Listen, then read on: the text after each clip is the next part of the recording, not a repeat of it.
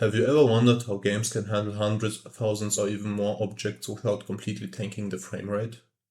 Imagine a game with 1000 enemies, for example, all moving around at the same time. Every frame, all of them need to detect collisions, find targets, or interact otherwise with the environment. The naive solution is obvious. Every object checks every other object. But this will kill you fast. With only 1000 objects, each one of those has to check the other 999. That's already a million comparisons every frame. And if you're running at 60 frames per second, that's tens of millions of collision checks every second. Now it makes sense why it lags, doesn't it? So how do games solve this problem? There are many techniques. The one we will discuss today is something called spatial partitioning. We'll look at why it's so important and how common structures like grids and quad trees dramatically reduce the amount of work your game has to do. Both grid and quad trees have their own pros and cons. We will be discussing the grid-based variant in this video because it's a little simpler. Leave a comment if you want a separate video explaining quad trees. To explain the problem, let's start with the naive approach. Imagine a simple top-down shooter with hundreds of enemies. Every enemy wants to know if it's colliding with another enemy, a projectile, or maybe the player. The brute force solution looks something like this. For each object, check every other object. Simple. But the number of checks grows incredibly fast. With 10 objects you have 100 comparisons. With 100 objects you already have 10,000 comparisons. And with 1000 objects you're already at 1,000,000. This growth is what we call O of n squared, or also known as quadratic complexity. The important thing to take home from this is that doubling the objects means more than doubling the work. That's exactly why large simulations become expensive. The funny thing is that most of these checks are completely useless. Imagine two enemies standing on opposite sides of a giant map. Why are we checking whether they are colliding? They are nowhere near each other.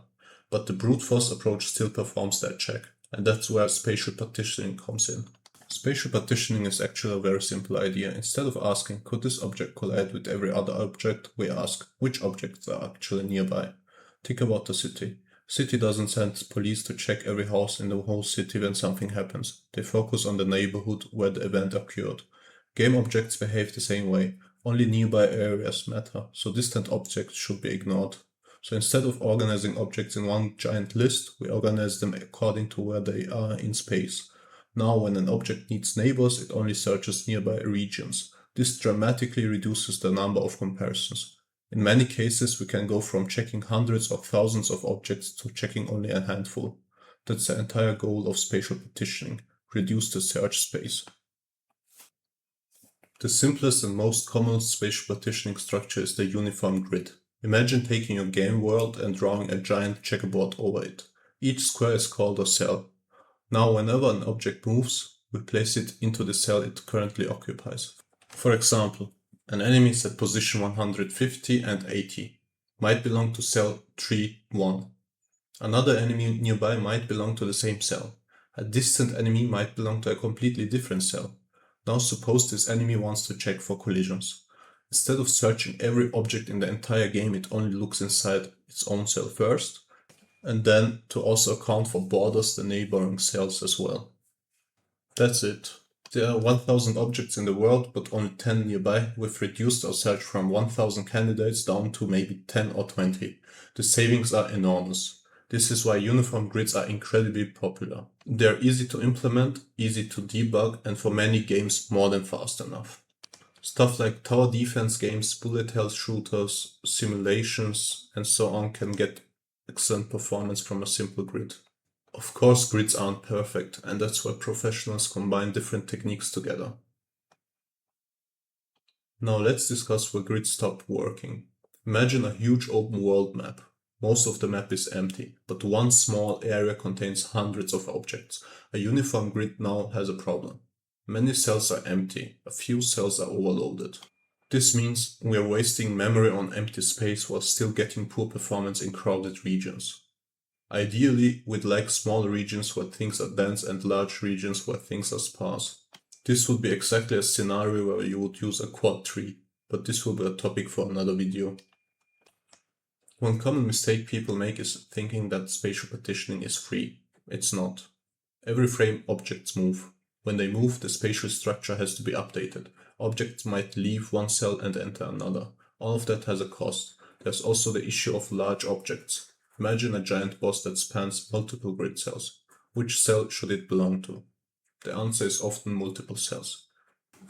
But now your implementation becomes more complicated. Fast-moving objects create another challenge. A bullet might travel across several cells in a single frame. You need to make sure your partitioning system still catches collisions correctly. These aren't impossible problems, they're just things you need to think about. And that's why game developers choose different structures for different situations. For many games, a simple grid is all you need.